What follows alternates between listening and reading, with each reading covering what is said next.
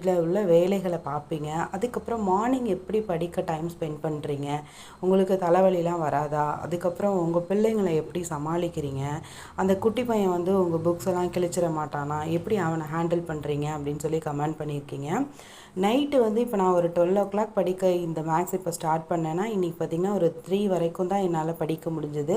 என்னால் எவ்வளோ நேரம் படிக்க முடியுமோ அவ்வளோ நேரம் கண்டிப்பாக படிப்பேன். என்னால் கண்ட்ரோல் பண்ண முடியாத அளவுக்கு தூக்கம் வரும்போது மட்டும்தான் நான் வந்து படுப்பேன். சில டைம் பார்த்திங்கன்னா 5 o'clock வரையும் கூட நான் படிச்சிருக்கேன்.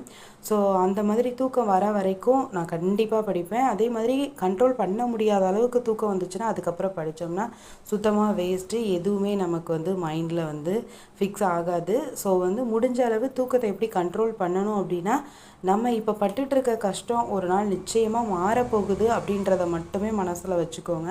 அதுக்கப்புறம் சூடாக ஹாட் வாட்டர், காஃபி இந்த மாதிரி ஏதாவது குடிச்சு